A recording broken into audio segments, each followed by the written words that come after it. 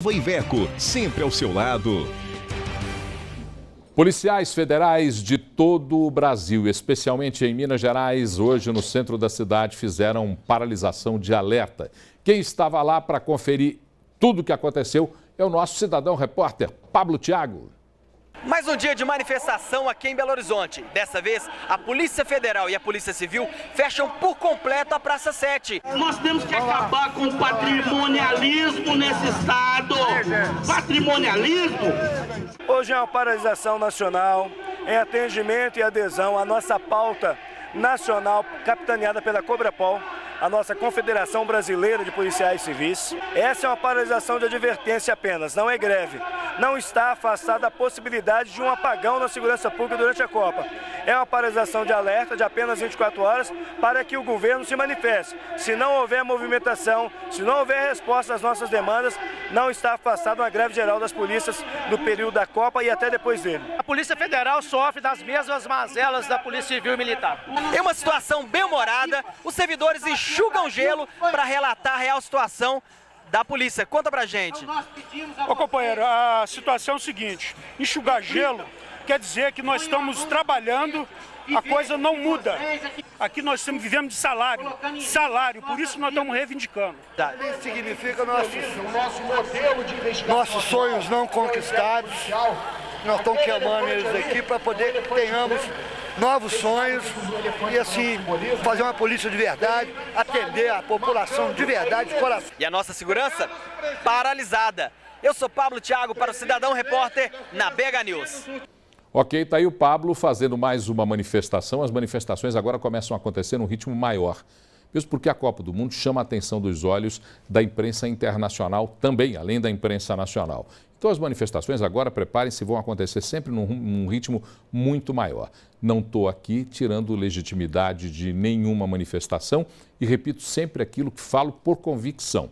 Manifestar-se é um direito de cada cidadão quando vivemos num regime democrático, independente de ser um policial, de ser um atendente da saúde, um médico, um jornalista, um gari, qualquer um que se sinta incomodado com aquilo que lhe deve ser proporcionado para desempenhar melhor o seu trabalho ou para viver bem, tem o direito de manifestar-se. Esse é um direito inalienável. E olha, se você pensar nas imagens que foram divulgadas, a questão de um mês, de delegacias de polícia em Santa Luzia, em Ribeirão das Neves, em Sete Lagoas, se você lembrar dessas imagens, você vai ver em que condições a Polícia Civil está trabalhando hoje. E a Polícia Civil é uma polícia de inteligência, de investigação. Deve ter a seu favor condições para exercer assim melhor a sua profissão. Se não tem, tem mais é que ir para a rua mesmo, tem mais é que protestar, tem mais é que reclamar por essas condições que não são adequadas para desenvolver o seu trabalho. As imagens do Cidadão Repórter foram feitas pelo Hugo Matias. Ao Hugo Matias, os nossos agradecimentos. Belíssimo trabalho, mais uma vez, de Pablo Thiago, o nosso Cidadão Repórter. Bom, e os médicos da Rede Municipal de Saúde também fizeram uma paralisação. Isso aconteceu na noite, tarde e noite de ontem, em uma das principais avenidas da nossa capital. Vamos conferir. Médicos da Rede Municipal de Belo Horizonte realizaram na tarde desta quarta-feira, no sindicato da categoria, uma assembleia para discutir os rumos da greve. A classe iniciou a paralisação ontem e planeja só normalizar o atendimento às 7 horas da manhã desta quinta. Neste período, estão suspensos os atendimentos eletivos nos postos de saúde. Os trabalhos são mantidos apenas para os casos de urgências nas UPAs. De acordo com os servidores, a mobilização é uma forma de protesto pelas más condições de trabalho, salários defasados e falta de estrutura para atendimento digno. Bom, sobre esse assunto, vamos falar com o diretor de comunicação do Sindicato dos Médicos, doutor André Cristiano dos Santos. Boa noite, doutor André. Boa noite.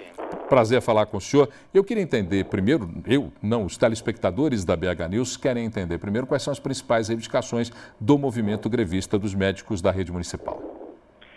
Olha, nós temos reivindicações que elas vão desde questões salariais, onde nós pedimos uma equiparação com os médicos do programa Mais Médicos do governo federal, que hoje ganham 35% a mais do que os médicos concursados da Prefeitura de Belo Horizonte.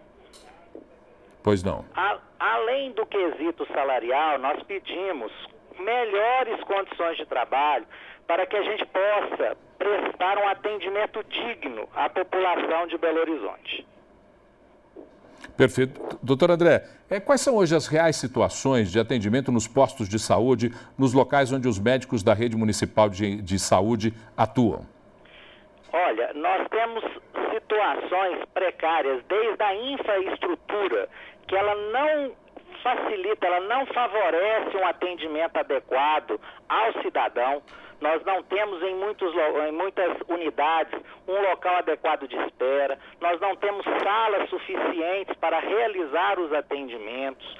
O sistema de computação, que é onde a gente faz o atendimento eletrônico, é um sistema lento, trava toda hora, sem contar que há faltas, às vezes, de material básico para atendimento, como medicamentos, às vezes falta toalha de papel, que você precisa enxugar a mão para se prevenir de infecções.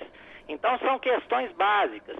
Né? Nas UPAs, por exemplo, além das questões da falta de infraestrutura, nós temos vivido situações extremas de violência geradas pela insatisfação da população com o serviço oferecido. Se essas reivindicações da categoria não forem atendidas, quais serão os próximos passos dessa manifestação proposta pelos médicos da rede municipal de saúde? Olha, já ficou definido que haverá mais 2 dias de paralisação na próxima semana, na terça e na quarta-feira. A prefeitura ficou de nos dar uma nova resposta às reivindicações até o dia 29. Então, nós temos uma nova assembleia no dia 29 à noite para debater as respostas que a gente espera que sejam positivas por parte da Prefeitura de Belo Horizonte.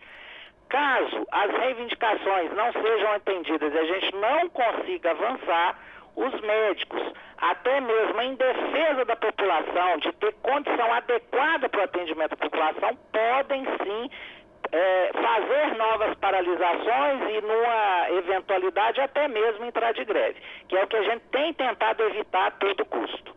Perfeito. Agradecer o doutor André Cristiano dos Santos, que é diretor de comunicação do Sindicato dos Médicos. Doutor André, nós temos sempre aqui espaço aberto para que todas as categorias, médicos, policiais, todas as categorias que têm as suas reivindicações possam apresentar. E, é claro, também a gente vai franquear esse espaço, por obrigação de jornalismo, à Prefeitura de Belo Horizonte, aos responsáveis por esse setor na Prefeitura, para que venham conversar conosco aqui. Muito obrigado por nos ter atendido. Uma ótima noite para o senhor, doutor André. Bom, grande abraço, boa noite. O Olhar Urbano de hoje vai mostrar um pouco mais do assunto que falamos ontem, as câmeras de olho vivo na nossa capital. Parece que aumentou bastante, né, o número de câmeras que estão espalhadas por aí. Parece que aumentou muito, mas muita gente reclama de uma mesma insegurança. É com você, Nélio Souto.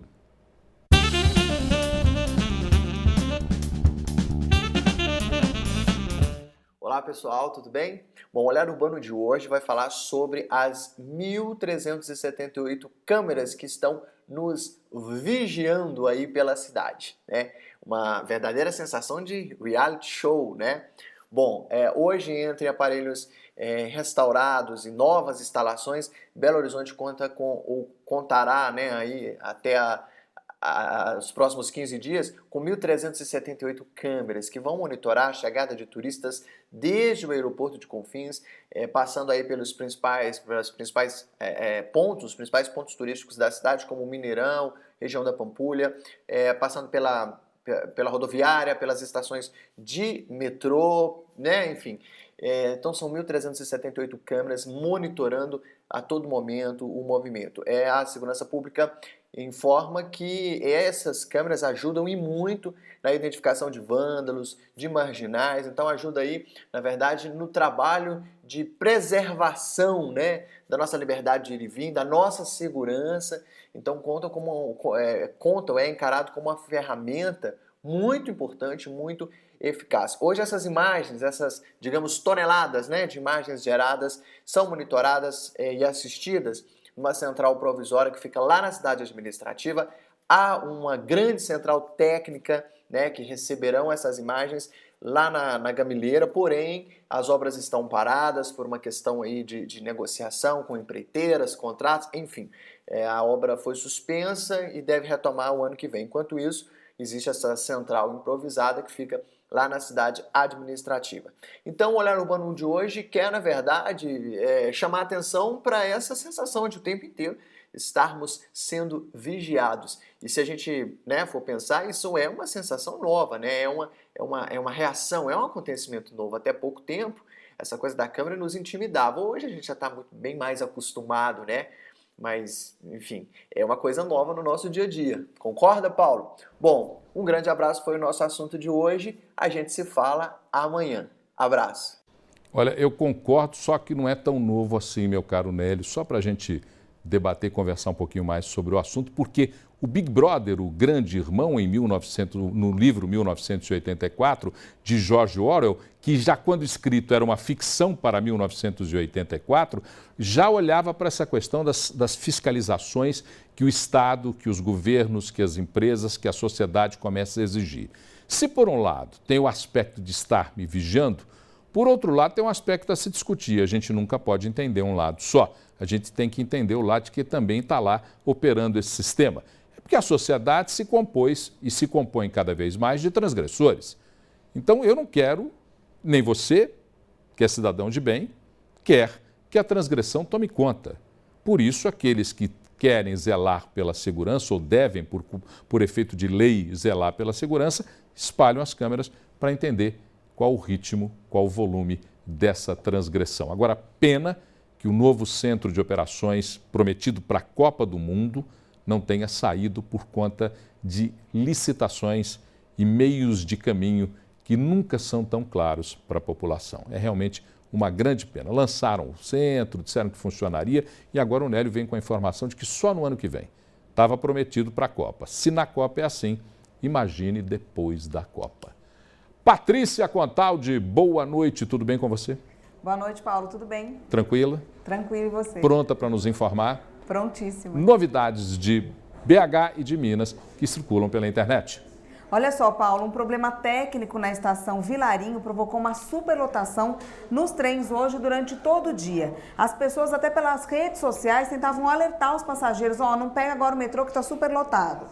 O intervalo entre as viagens, que geralmente é de 4 minutos, estavam durando 10 minutos. E a CBTU confirmou mesmo por meio de nota que há realmente um problema técnico em um aparelho da mudança de via da estação Vilarinho. E aí, por medida de segurança, foi determinada essa redução da velocidade entre as composições, né, para que eles conseguissem aí arrumar.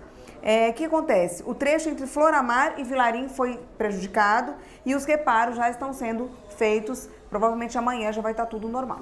Olha, essa CBTU é uma lambança. Me desculpem aqueles que lá trabalham, me desculpem aqueles que lá operam. A Companhia Brasileira de Trens Urbanos é uma lambança total. Cada dia a gente vê uma nova lambança, técnica, operacional. Está na hora do metrô passar para a Metrominas, para ter responsabilidade direta aqui em Minas Gerais, em Belo Horizonte. Porque os burocratas de Brasília se assentam na cadeirinha, pedem cafezinho para a secretária e estão pouco se lixando porque acontece no dia a dia do Belo Horizontino. E esse é o retrato do que a gente vê nos trens urbanos. A CBTU tem sede em Brasília. Aqui são pessoas que operam através do comando de Brasília. Por isso é uma empresa que a cada dia que passa comete mais lambanças. E se aqueles que estão aí nos ouvindo da CBTU estiverem com muita raiva do comentário que fiz, o espaço está aberto. Sente-se na cadeira conosco, converse conosco e explique por que a CBTU traz tantos transtornos ao cidadão de Belo Horizonte e da região metropolitana. Mais informações, Patrícia? Tem sim, Paulo. Olha só, um incêndio atingiu na noite desta terça-feira um dos imóveis aí do buffet Teresa Cavalcante, na região da Pampulha. O fogo atingiu o segundo andar do prédio e as chamas foram controladas na madrugada. Segundo o Corpo de Bombeiros, as causas do incêndio ainda serão investigadas, mas há suspeitas de que tenha sido um incêndio criminoso, Paulo. Na semana passada, o tradicional, o buffet Teresa Cavalcante, que atuava há 16 anos em Belo Horizonte, ele fechou as portas e prejudicou cerca de 500 pessoas que já tinham fechado festas, né? A empresa vai entrar com pedido de falência para tentar ressarcir esses clientes, Paulo. A suposição de que possa ser um incêndio criminoso é bem plausível, até porque, imagine, 500 pessoas lesadas, um deles pode ter uma raiva maior. Não estou dizendo que seja isso, não. Não estou me precipitando para condenar ninguém, não. Estou só fazendo uma ponderação que pode ser até verdadeira, essa suposição levantada pelo Corpo de Bombeiros. Patrícia, você volta daqui a pouquinho com o Brasil e Mundo, direto da nossa redação. E a gente dá um pulinho lá no nosso controle mestre, porque tem um intervalo comercial. A gente volta já já.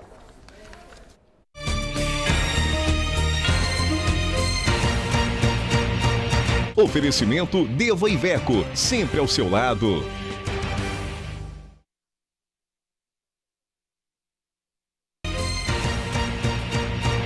Oferecimento Deva Iveco, sempre ao seu lado. Agora são 18 horas e 54 minutos na linguagem popular, faltando 6 minutos para as 7 da noite. E a gente está entrando no segundo bloco do Redação BH News, canal 9 da NET 29 do HF, pela internet bhnews.tv.br. Você pode participar do nosso programa colaborando com pautas, com sugestões, com críticas, com conversas, com tudo o que você quiser através dos nossos canais de comunicação. No Twitter, @Redação BH News. No Facebook, facebook.com/Redação BH News. E se você quiser, pode nos passar um e-mail. O e-mail é redação@bhnews.tv.br. E a lei que torna hediondos crimes de exploração sexual infantil, foi sancionada pela presidente Dilma Rousseff. A presidente Dilma Rousseff sancionou nesta quarta-feira à tarde a lei que torna hediondo o crime de exploração sexual de crianças, adolescentes ou pessoa vulnerável. A nova lei estipula como exploração a utilização deles em atividades sexuais remuneradas, a pornografia infantil e a exibição em espetáculos sexuais públicos ou privados. O crime ocorre mesmo que não haja ato sexual propriamente dito, mas qualquer outra forma de relação ou atividade erótica que implique proximidade física e sexual entre a vítima e o explorador. A pena prevista passa a ser de 4 a 10 anos de reclusão, aplicável também a quem facilitar esta prática, impedir ou dificultar o seu abandono pela vítima. Incorrerá na mesma pena quem for pego praticando sexo ou outro ato libidinoso com alguém menor de 18 anos e maior de 14 anos, no contexto da prostituição. Os condenados por esse tipo de crime não poderão pagar fiança e não terão direito à anistia, graça ou indulto natalino. A pena imposta terá de ser cumprida inicialmente em regime fechado.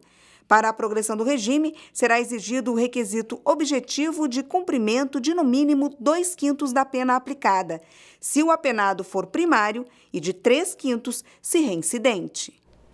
Isso é um passo bastante largo para a conquista da modernidade das relações de uma sociedade que ainda permite, observa e não repreende, colabora, compactua com a exploração sexual infantil.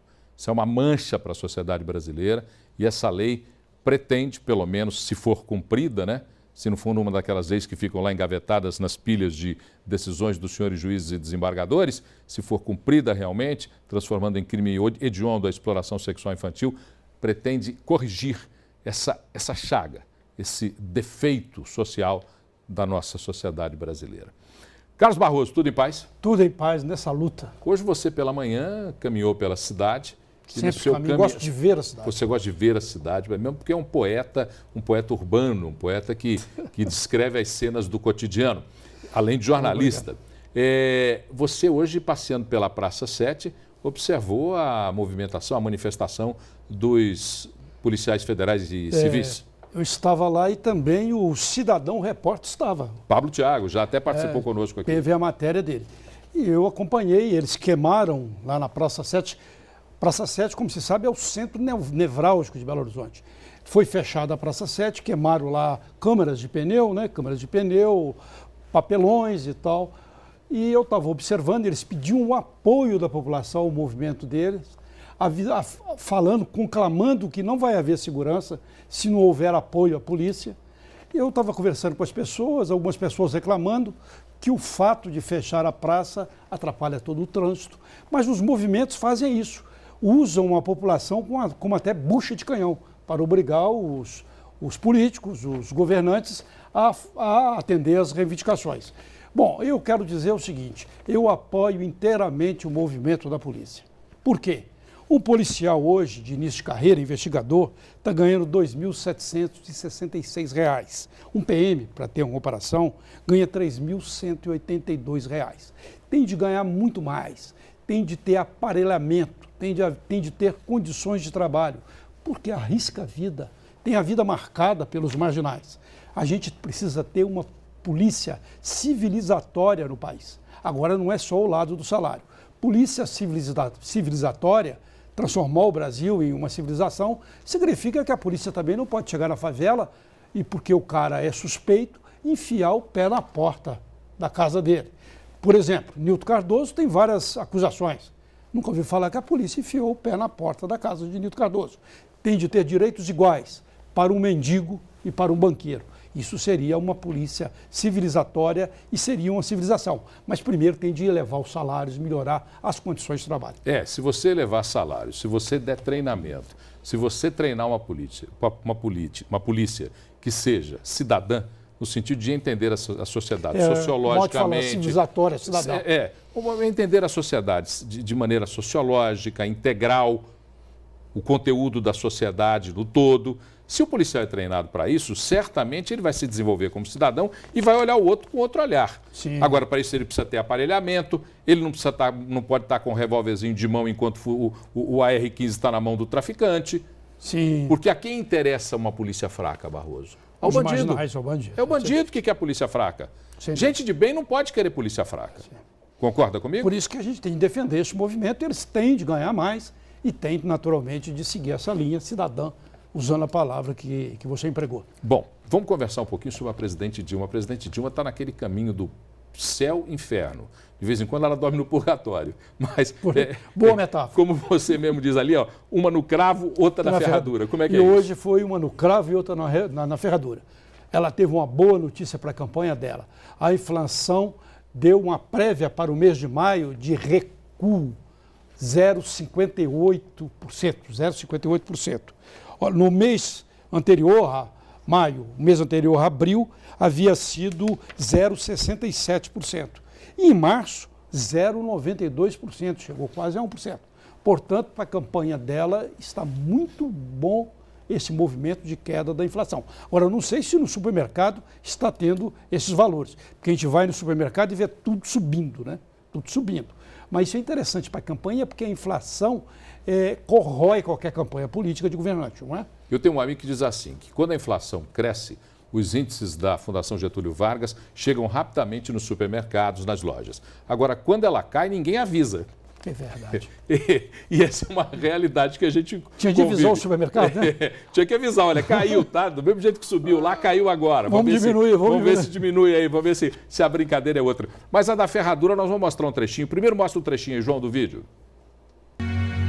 Não podemos deixar que os fantasmas do passado voltem e levem tudo que conseguimos com tanto esforço. Nosso emprego de hoje não pode voltar a ser o desemprego de ontem. Não podemos dar ouvidos a falsas promessas. Esse foi o vídeo que o PT veiculou em algumas emissoras e pretendia continuar veiculando. Mas daí, muito sucesso até, né? Mas daí, o que aconteceu? Hoje o Tribunal Superior Eleitoral proibiu esse vídeo. Vamos chamar de Os Fantasmas do Passado. É um vídeo que jogava a pecha da pobreza, do desemprego para a oposição. Dizia, ó, fique com a gente ou então vai voltar a pobreza, vai voltar o desemprego, etc, etc. Mas foi proibido pela ministra do TSE, Laurita Vaz. Portanto, a presidente Dilma hoje teve uma boa notícia. E essa notícia que não foi muito boa para a campanha dela. Mas a gente estava falando de salário, só complementando, a gente tem de reforçar, denotar aqui o aumento de salário que houve no Supremo Tribunal Federal. Ainda está na Comissão de Constituição e Justiça do Senado. Os ministros do Supremo. Joaquim Barbosa e companhia. Houve um aumento escalonado de 35%. Todo mundo está reivindicando aí de 6, 7, 8, 15 no máximo, 35%. Escalonado.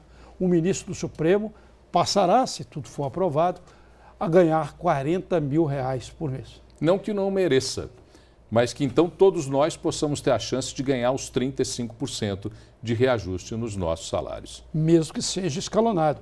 Isso tem um custo para os cofres públicos de 450 milhões ao ano. Parece brincadeira, né? Porque tudo assim vai em escala, né? Aumenta do ministro, aumenta do Ministério Público, aumenta da Justiça, vai assim. Quer dizer que a Justiça é cega, mas na hora de olhar para o salário dos ministros do Supremo, ela levanta um pouquinho o tampão do olho. Sim. Ah, só para entender. E bate no bolso. É só para entender. Carlos Barroso, grande abraço. Amanhã você volta, Carlos Barroso. Olha os festejos para a Copa do Mundo. Até amanhã. Estão alertando para um tema que é sempre presente nas discussões de quem mora no mesmo prédio. Com a Copa do Mundo, muita gente vai querer se reunir no salão de festas para assistir o jogo. E daí, durma-se com um barulho desse?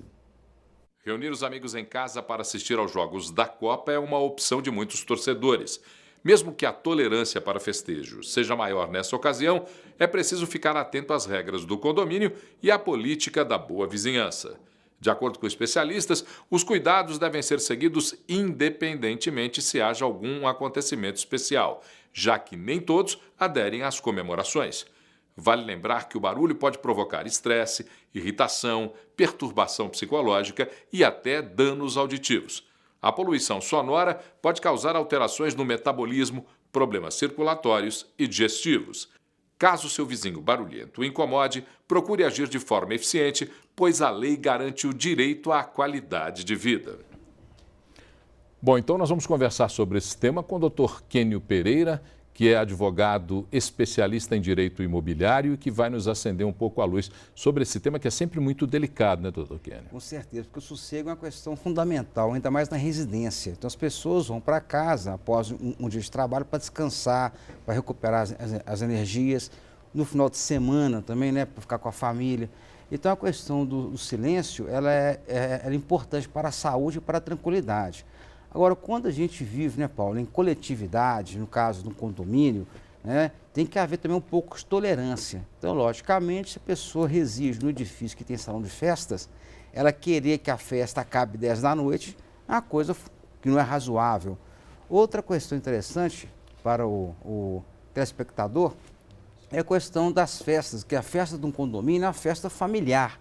Não é uma festa colocar a banda de rock até de madrugada, até 3 da manhã, de tal maneira a não deixar que a vizinhança venha dormir. Ou seja, tudo é baseado no bom senso, no respeito. E tem que haver, repetindo, uma certa tolerância.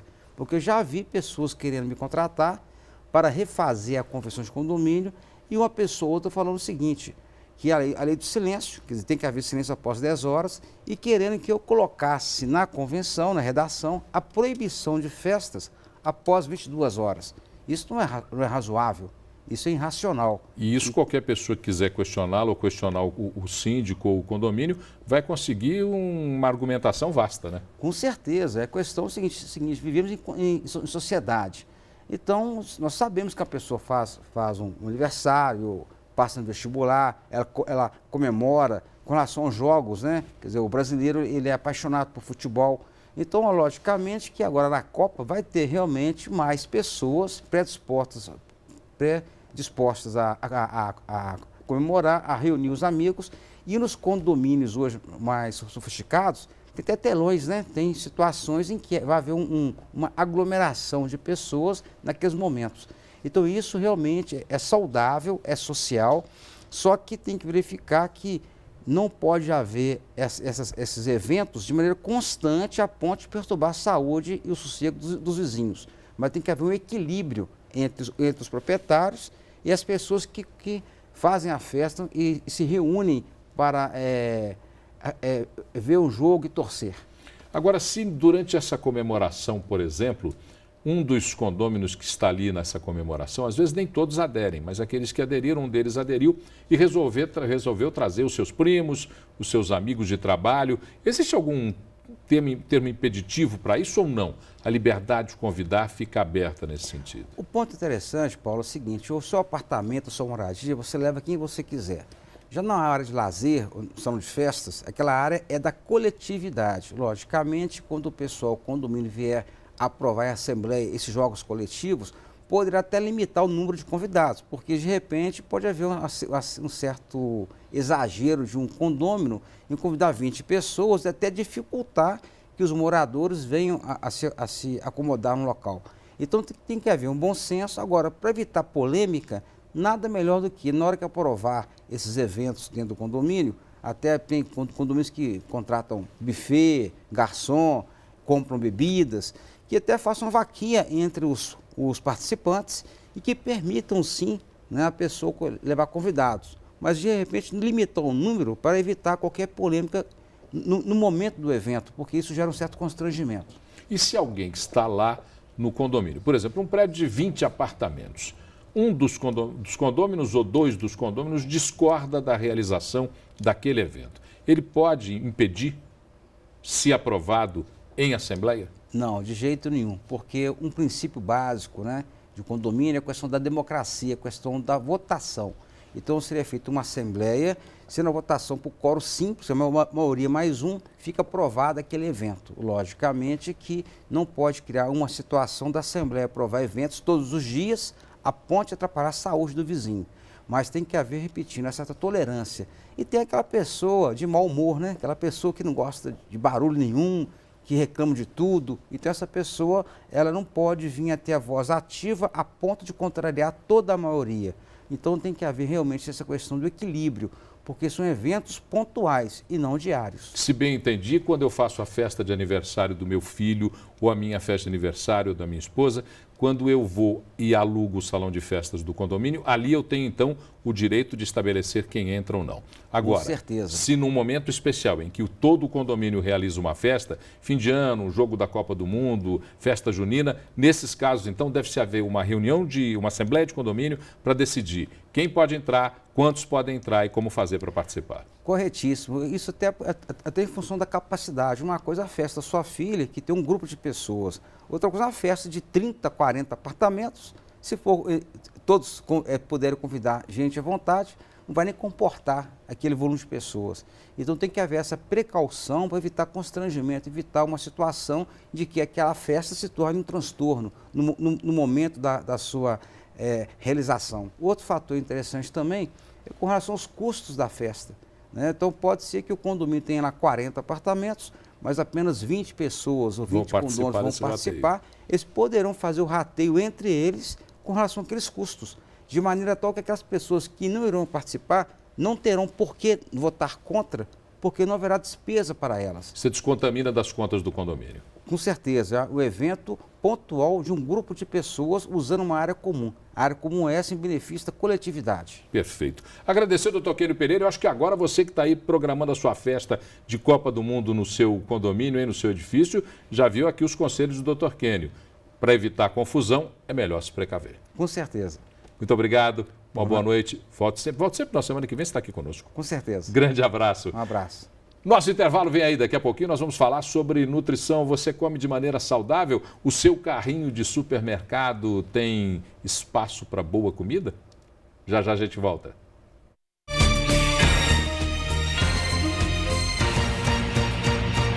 Oferecimento Deva Iveco, sempre ao seu lado.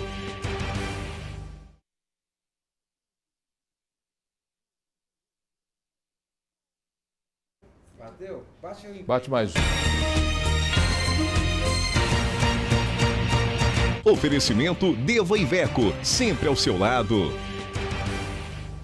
Eu queria mandar aqui um abraço para o Marcílio Soares, que é diretor da BH News, para o Teodomiro Braga, que é da comunicação do Governo do Estado, para o Márcio Fagundes, que é da comunicação da Câmara Municipal de Belo Horizonte, e para todos os americanos, porque o América é líder da Série B, Bruno Gacês. Que beleza, hein, Paulo? Você que vê, beleza, que o boa América notícia. é líder da Série B, recebeu o Joinville e, ó, dentro do Mineirão, partiu para cima. Time cirúrgico, seguro, eficiente, colocou mais de 20 mil pessoas no Mineirão e 10 mil ficaram lá de fora, pela falta de organização da diretoria da BWA, que organizou o jogo entre América e Joinville. Aí o primeiro gol que nós vimos no jogador Henrique com o Mancini cruzou, que foi o jogador da partida, ele que entrou no lugar do Tchô, e mesmo sem André Giroto, Tchô, o América se deu bem. E aí ganhou. Isso mostra empata, força, né? E elenco. O Joinville empatou com o Jael, que jogou aqui no Atlético. Sim, o artilheiro da Série B. Artilheiro da Série B, uma falha. E aí, no segundo tempo, o Mancini fez o segundo gol.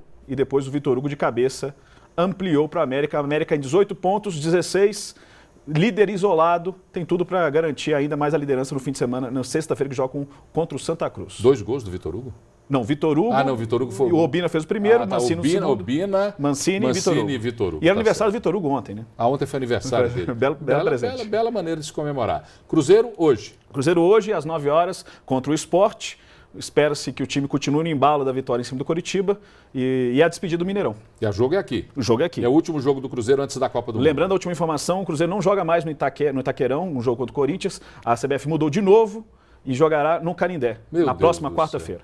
Que a CBF também é de uma organização. Seria o último teste do Itaquerão, né? Não, mas a CBF é de uma organização. Mas já passaram para o jogo do Botafogo, Corinthians e Botafogo. Que loucura. E o Atlético enfrenta amanhã o Vitória, lá na Joia da Princesa. Joia da Princesa? Joia da Princesa. Lá em Feira de Santana. Isso. E o Atlético tem o desfalque jogará com o Heve, que volta, e não terá Otamendi e Vitor, que já apresentaram já as seleções. E o Otamendi não volta mais também. Otamendi já não volta, já se apresenta ao Valência. Exatamente. Vai para jogar para a Argentina, está lá na convocação do Sabella, e depois já vai jogar no Valência e não mais aqui no Clube Atlético Mineiro. E a alteração, o time que jogou no segundo tempo, Dátulo entra no lugar do Rosinei, e acho que o time vai ser mais ofensivo. Mas meu amigo Cássio Arreguet, outro dia postou uma foto dele ao lado do Otamendi, e a observação, Cássio, grande abraço para você, era da comunicação do Atlético, e colocou embaixo assim, ele garante que volta. Quem sabe? Quem sabe. Depois de uma temporada lá no futebol europeu, ele volte aqui para o futebol sul-americano. Tudo bem. Brunão? Tá certo, Paulo. Sexta-feira tem mais. Sexta-feira tem mais. Grande abraço para você. Tchau, Paulo. Bom, e o Mineirão, Bruno, já fica aqui para a gente conversar um pouquinho mais aqui, porque o Mineirão está se preparando. Você que trabalha lá no Mineirão, vez por outra, já está começando a entrar no padrão FIFA. Depois do jogo de hoje, depois do jogo do Cruzeiro, já começa uma varrição geral, é sala de imprensa, é não sei o quê, é banco especial para aquele gordão do Blatter, é tudo que vai... Bota o VT, bota o VT. As estruturas do centro de transmissão e do centro de mídia já estão sendo montadas no Mineirão, assim como a tenda de credenciamento na parte externa do Mineirinho. Palco de 6 jogos da Copa, o estádio será entregue à FIFA no dia 22 de maio.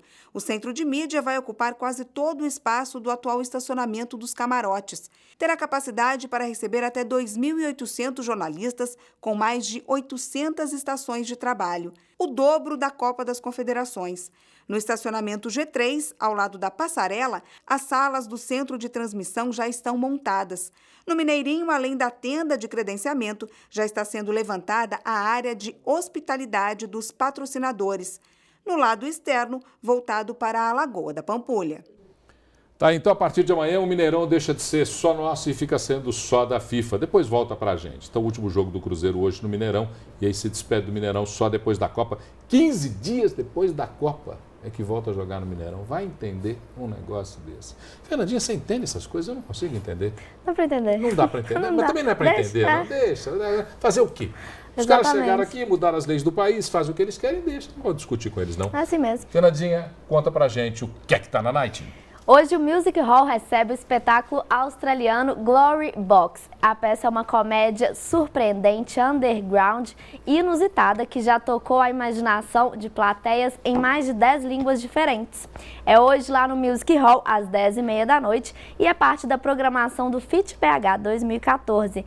A entrada custa R$20 a inteira, e lembrando que o Music Hall fica na Avenida do Contorno, número 3.239. Ali perto da praça que fica na frente do quartel da Polícia Militar. Isso, no Santa Efigênia. No Santa Efigênia. Seguiu a Contorno, antes de fazer aquela viradinha da Contorno, tá ali, logo na esquininha, o Music Hall, que é um bom programa para hoje. Ótimo, e essa é uma peça, eu achei interessantíssima. Se você achou interessante, você já indicou, tem um monte de gente que já está indo para lá agora, porque começa às 10h30 da noite. 10h30 da noite no Music Hall, teatro australiano, que faz parte dos eventos do Festival Internacional de Teatro. Um espetacular evento que acontece aqui em Belo Horizonte.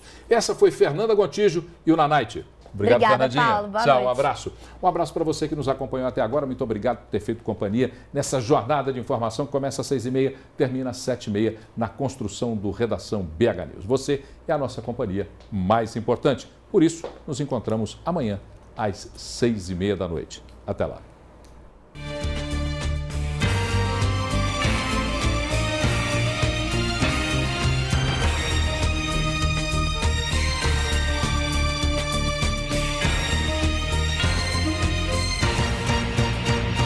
Oferecimento Deva Iveco, sempre ao seu lado.